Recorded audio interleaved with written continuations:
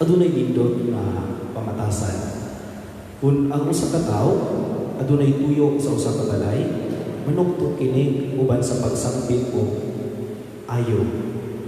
Ang tagbalay, kung buot siya nga modawat sa nanuktok kung isambit o ayo, mutubag dayon siya dayon baka unsay ato. Gikan niini mga pulong magsugod ang pagkikimamatay sa usag-usa.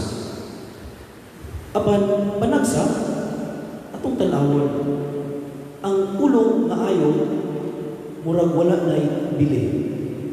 Kung wa ko masayok, ang ayo minubo sa pulong nga maayo.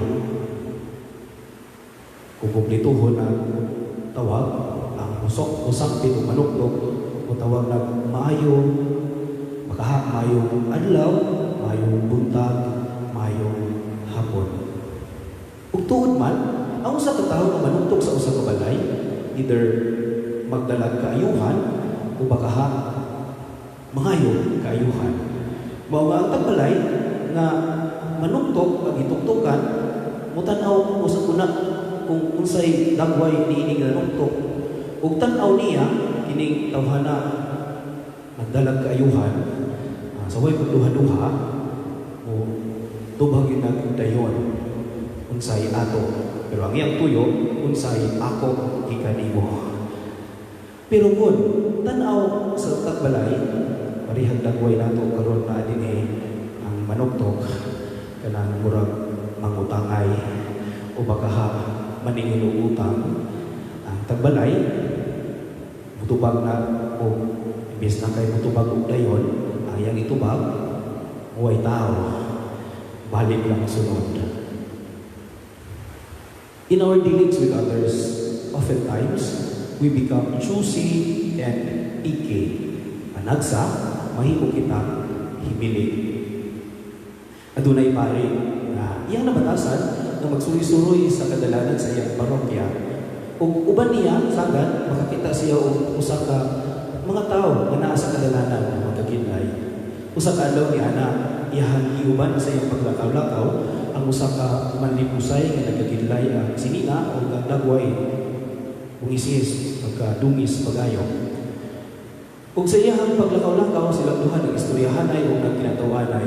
Adunay tagbalay na ilang nagyan o nanawag, Padre, hapit usa din his balay, mamainit ta. Malipayon kayo ang pare mitubago, pwede ba kaming duha? Ang parokyano, may tutok sa kauban sa pare nga manlimusay, yang itanaw gikan sa ulo, padulong sa tiil, kung nag-ex yang kilay kong miingon, pwede ba ikaw rang usa Padre, ang mudayon sa balay?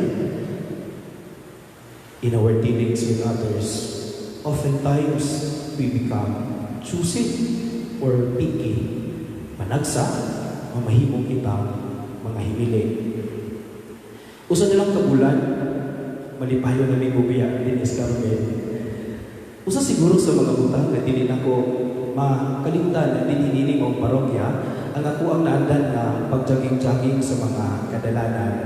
Kay sa matag jogging nako, kung naanay matag sayo ni anang mga balay, manawag man sila, Padre, mayong buntag, pwede mamahaw sa ta, kapit sa teres balay. Kung binagbalhin siguro, nasa ko ibalhin puhon, magkunahuna siguro ko, katubagahang mga nanawag na ko na magpadayon kay mamahaw sa ilang balay, kung nabakahay manuktok na manlimusay, magpadayon pagmuktok ha, kung muhatag o pamahaw sa ilang balay. Ang miyaging panahon sa Quarentinas, panahon sa sukdanan sa atong pagka-binunyagan ng mga gihisgutan sa sulat ni San Pablo sa taga-Roma ang atong nadungog sa ikaduhang pagbasa. Kita namatay diha kay Kristo sa atong bunyag ug ginanghinaot sa sama sa bunyag kita mabanhaw uban kaniya sa bag-ong kinabuhi. How we live our Christian lives, how we stood by the name Kristiyano, ang ayan bagahata na tawgon ng mga Kristiyano o binunyagan, hilabi na nining panahon sa krisis karon. Atong nadungog ang istorya sa unang pagbasa ni Propeta Eliseo. It reminds me sa duha ka batan-on nga miduol kang Mother Teresa.